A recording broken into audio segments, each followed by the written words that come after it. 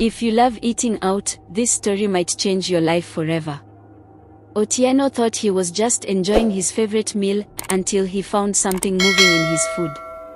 What happened next will shock you. Otieno smiled as he shut his laptop. His lunch had arrived, delivered right on time by the dispatch rider.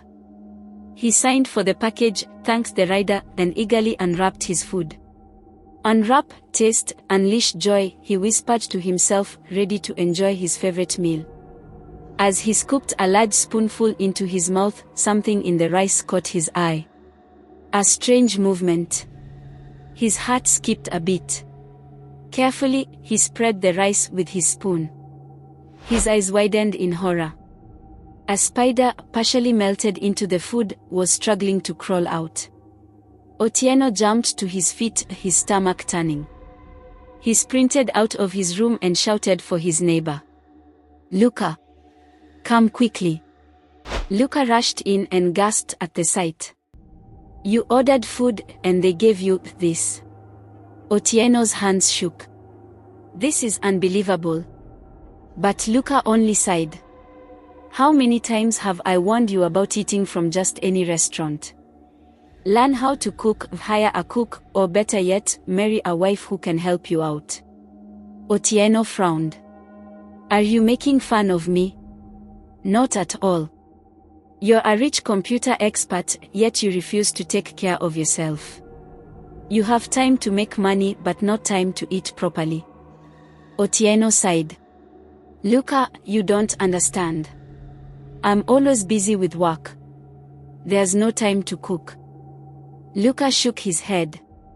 "Health is wealth, my friend. And the worst part? You don't even eat at a proper restaurant. You only buy food from Mama Candy's small roadside place." Otieno scoffed.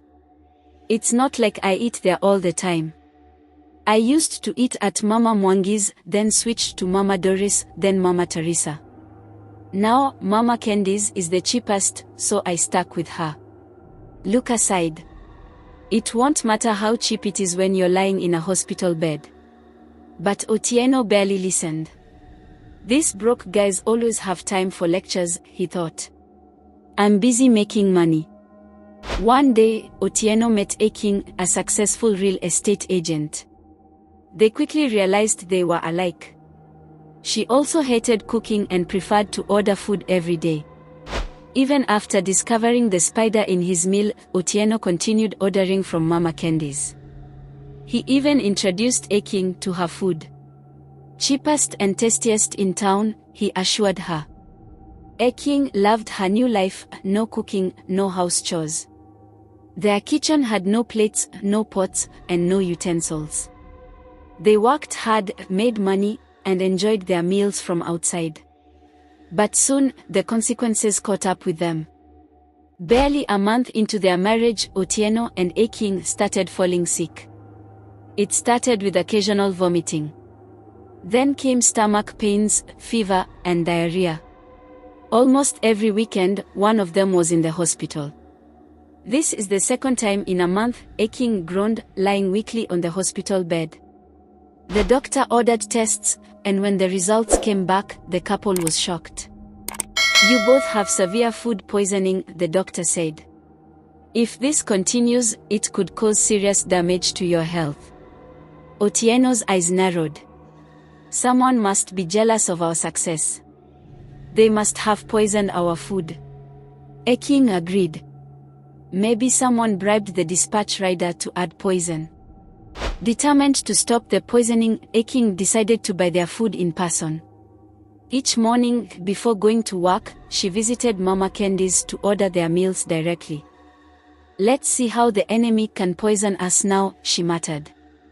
But nothing changed. Weeks later, Aking was rushed to the hospital again, vomiting uncontrollably. Lying in bed, she switched on the TV. What she saw made her sit up in shock. Live on television, environmental officers were inspecting restaurants across the city. One customer had accidentally wandered into the back of Mama Candy's kitchen and made a terrifying discovery. The footage showed the kitchen. It looked like a horror scene. Dark. Dirty. Thick cobwebs everywhere. Rats freely roamed near the cooking pots. Beside the kitchen was an open sewage pit leaking into the food preparation area. The customer was so disgusted she vomited on the spot before calling the authorities. Otieno and Eking watched in horror. So this was the secret behind their sickness. For months, they thought they were being poisoned by enemies. But the truth was worse. They had been poisoning themselves. As soon as Eking recovered, she rushed to the market. She bought cooking utensils, pots, and fresh ingredients. Otieno joined her. "We can't risk our health anymore," he admitted. They started learning how to cook through online tutorials. At first, cooking was difficult. Otieno burned rice. Eking added too much salt. But they kept trying. Within weeks, they became better. Within months, they mastered the art of homemade meals. 6 months passed. Not once had they fallen sick. Not once had they been to the hospital. Their medical bills? Gone. Their savings? Bigger than ever. They had spent thousands treating themselves, yet all they needed was clean, homemade food. One evening, Luca visited. "Wow, Otieno. You're cooking now," he teased.